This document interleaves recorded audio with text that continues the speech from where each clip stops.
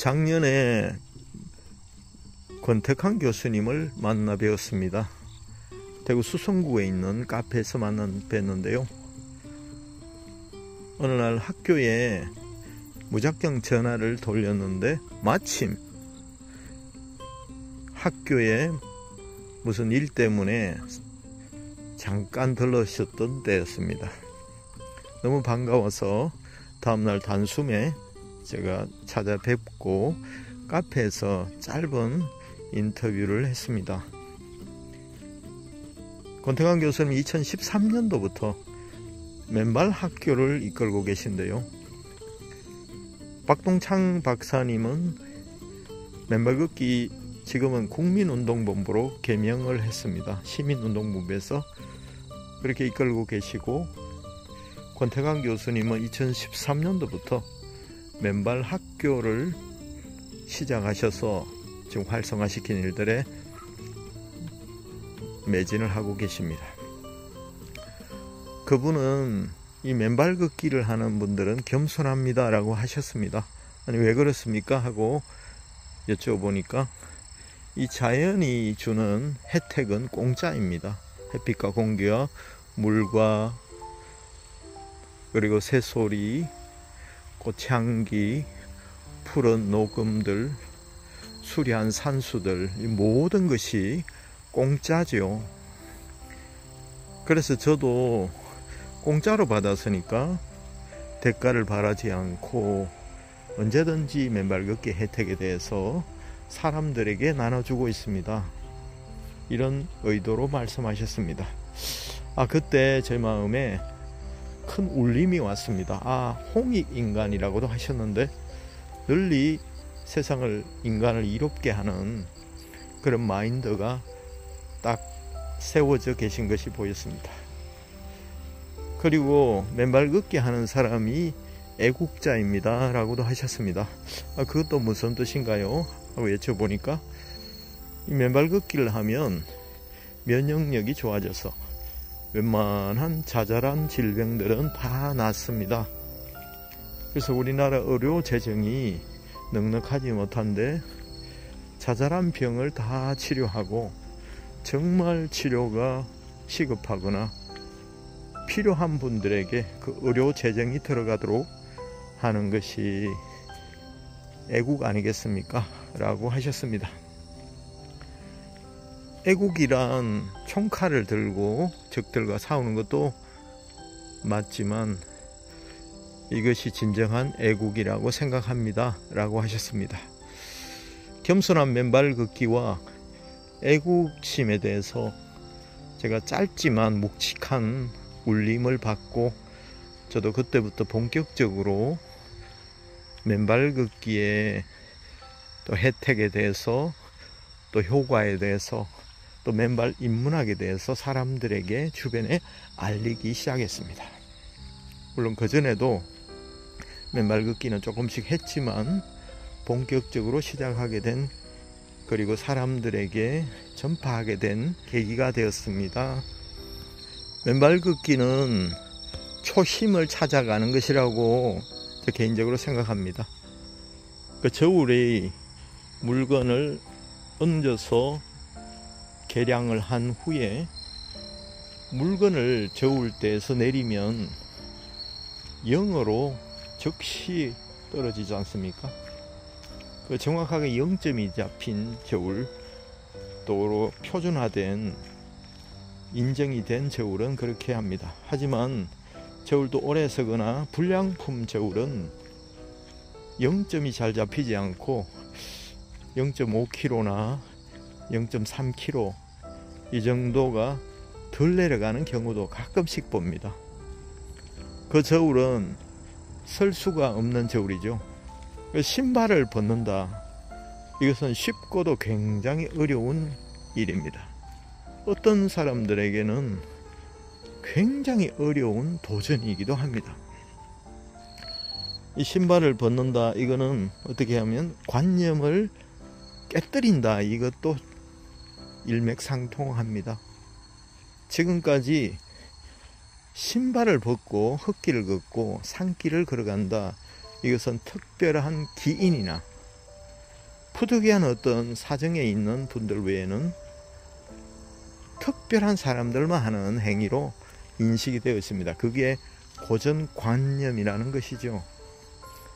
근데 그거를 일반인들이 신발을 벗고 흙길과 자갈길과 흙탕물이 된 길을 걷는다. 이것은 아주 오래전 조선시대나 고려시대 그리고 고조선시대 옛날 농경시대에나 맞는 사고라고 치부해버리는 경향이 있습니다. 저도 마찬가지였고요.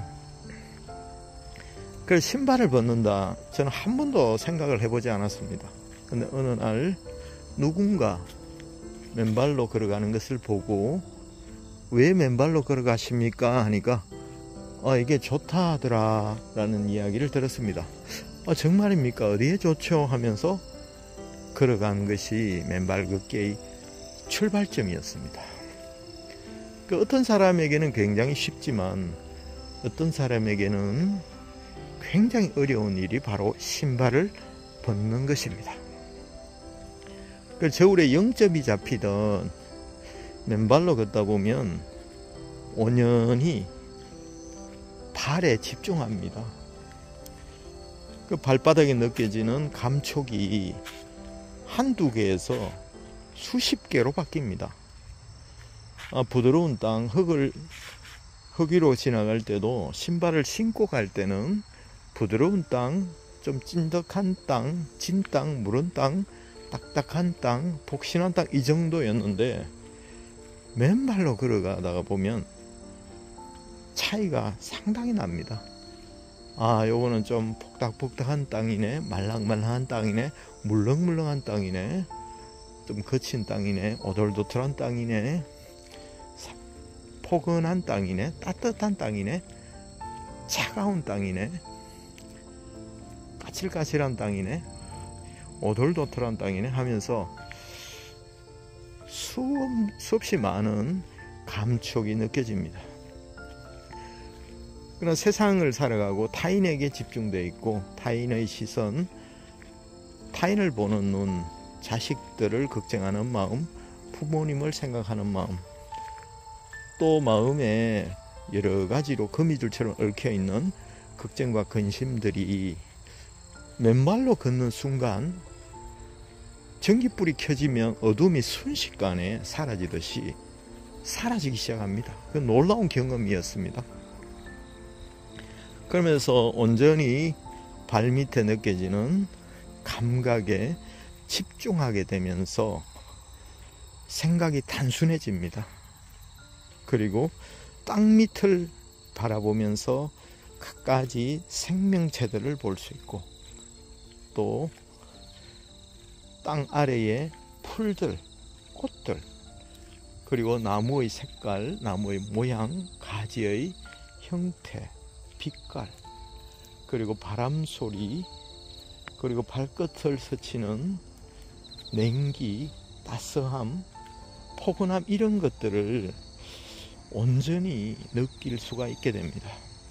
그리고 새들이 지저귀는 소리, 풀벌레 소리, 이거 얼마나 멋진 자연의 소리입니까?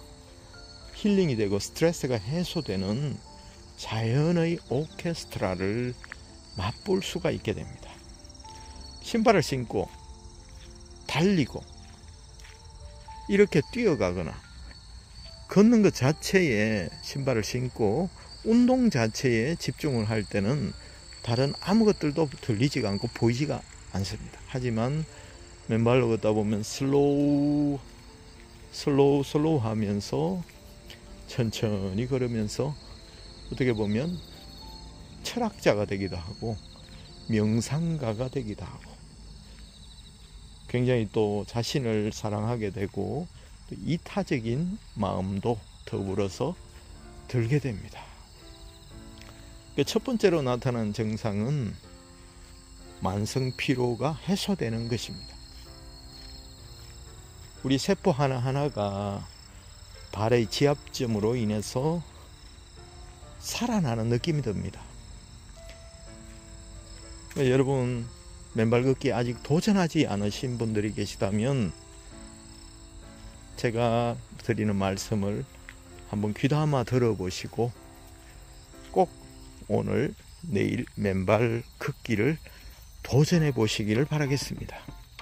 맨발 걷기 효과에 대해서는 제가 일일이 말씀을 드리지 않아도 수많은 또 유튜브에 또 블로그에 카페에 자료가 나와 있으니까 여러분 그 다 체험 사례들을 보시고 직접 하나하나 체험해 보시기를 권장을 드립니다. 맨발 걷기의 가장 중요한 것 중에 하나는 이론적인 요소보다도 안전입니다. 특히 가을철 좀 살살해지기 시작하는 계절이 다가오는데요. 이때 시작하시면 올겨울 눈밭을 걸어 다녀도 발이 떳떳해지는 경험을 하게 되실 것입니다.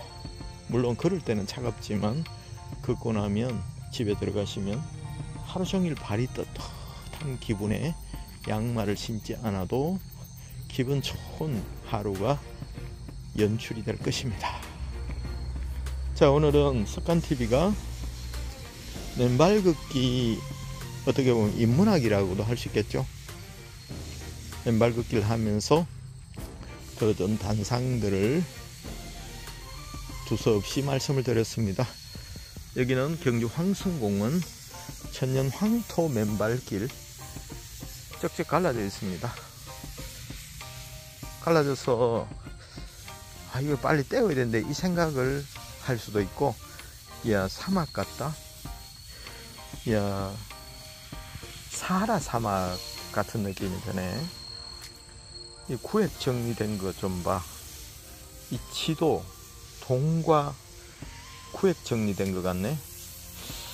그러면서 또 다른 시각으로 이거 빨리 시에서 습도를 조절해줘서 맨발길 걷기 좋게 해야 될 텐데 이 생각도 하시지만 또 다른 상상력, 또 다른 감각을 살려보시기를 바라겠습니다. 왜냐하면 우리 뇌는 아직도 10%도 활용을 못합니다.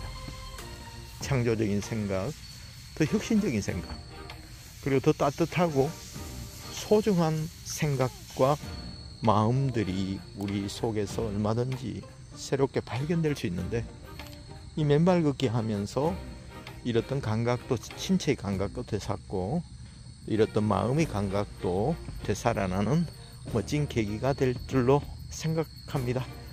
맹문동 꽃이 이제 거의 다 지고 대궁이만 남아 있습니다. 보랏빛으로 물들었던 맹문동 천년 황토 맨발길, 좌우로 쫙 펼쳐진 맹문동 잎사귀들도 구경하시고, 경주 오시면 황승공원 천년 맨발길 꼭 방문해 주시기를 바라겠습니다. 여기 벤치에 앉아서 김밥도 드시고요. 여기 중간에 지하판이 있는 휴게 공간이 있습니다. 감사합니다.